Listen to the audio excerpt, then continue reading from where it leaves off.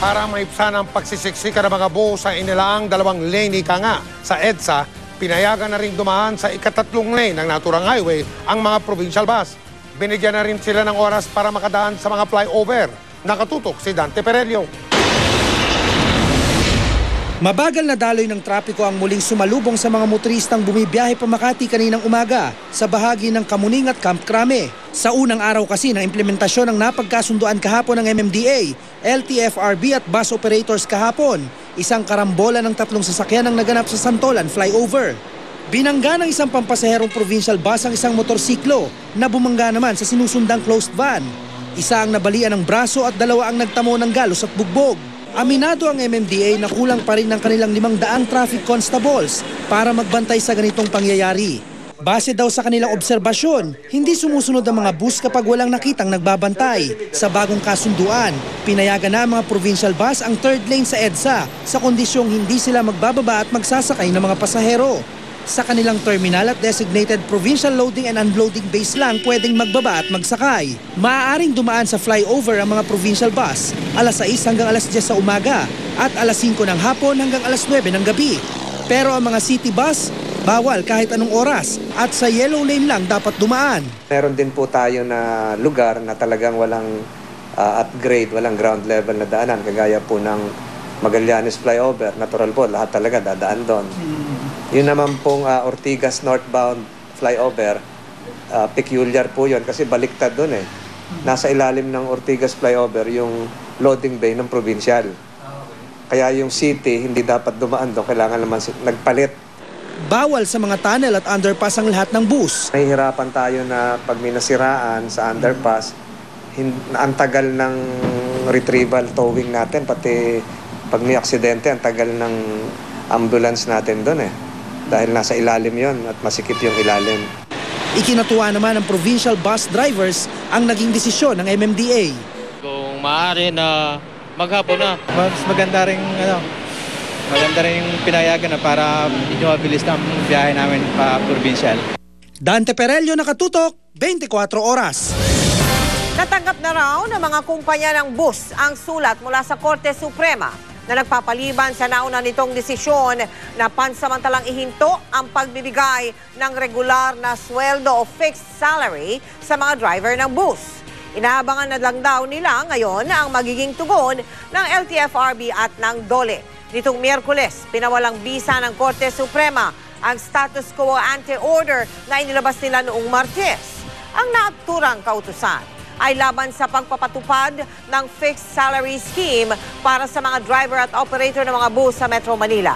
Ayon kay Acting Supreme Court spokesperson Attorney Gleo Guerra, gusto kasi ng Korte Suprema na dinggin muna ang sagot ng LTFRB at DOLE. Para sa Malacanang naman, hindi daw nangangahulugan na pabago-bago ang desisyon ng Korte Suprema. The flip-flopping refers to a decision that has already been rendered on the main case, from what I understand, and not interlocutory orders. Since there's no temporary restraining order or status quo ante order, the DOLE can implement its departmental order for a fixed salary scheme for drivers. I am ready. Serbisyong totoo ng GMA News. Importante, ano kaya magiging lagay ng panahon bukas at sa linggo? Alamin natin mula sa ating resident meteorologist, ekspertong totoo. Walang iba kundi si Ginoong Nathaniel Cruz. Mang Taning. Mike, umiiral pa rin ang southwest monsoon o hanging habagat sa Luzon, lalong-lalo na sa hilagang bahagi nito. Pero mahina lang, Mike, itong hanging habagat at sa Mindanao naman ay mananatili ang epekto ng Intertropical Convergence Zone kaya magkakaroon pa rin yan ng kalat-kalat na dagliang pagulan at pagkulog-pagkidlat. Ilang araw na nga po kaming nagbababala kaugnay sa pag-ulang dala nitong ITCZ at kahapon naramdaman ito dito sa may Kitabawan, North Cotabato na kung saan nahirapan ang ilang estudyante na pumasok at umuwi dahil po sa bumuhos na malakas na ulan. Kaya ba ibig sabihin nito, Mang Tani, mag-uulan pa rin bukas? Mike, sa Luzon, asahan natin ang pag-uulan katulad dito sa may Metro Manila at dito sa may Legazpi at gayon din dito sa may Northern Luzon, katulad dyan sa may Tugigaraw hanggang dyan sa may Clark. At dito sa Visayas, Mike, magkakaroon din ng mga pag-ulan. Yun nga lamang, hindi mas malawak katulad dyan sa Iloilo.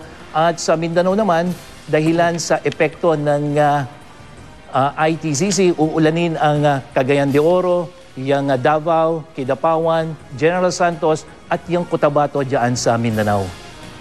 Mang Tani, Biyernes po ngayon at meron tayong mga kapuso na sumweldo ngayon. Kaya medyo madadagdagan ng mga gumigimik at gigimik.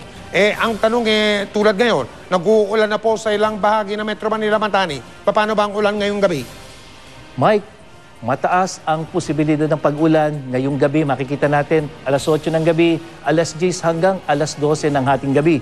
70% ang posibilidad ng pag-ulan hanggang 70% sa gabi at medyo bababa ng 60% sa alas 12. Kaya po doon sa mga may lakad ngayon, planuhin po natin ang ruta para hindi tayo ma-traffic sakaling umulan.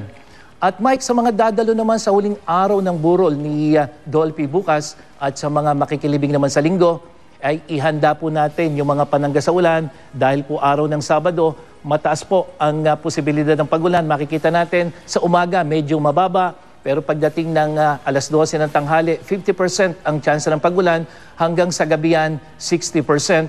At ganun din sa araw ng linggo, magiging maulan din lalong-lalo na pagdating ng hapon. Kaya po magdala po tayo ng panangga sa ulan.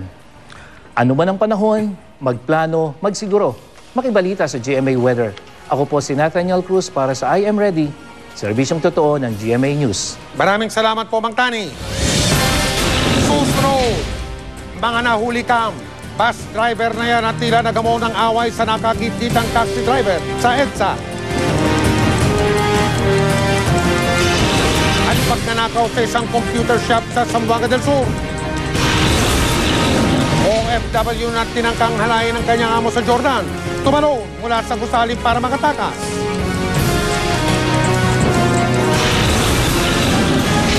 Ang kakaibang pedestrian lane na mga yan sa Pasig, mas nakakainganyong araw bang tawiran? At ang musical show na hango sa laro Plants vs. Zombies, tututukan natin sa pagpapatuloy ng 24 oras.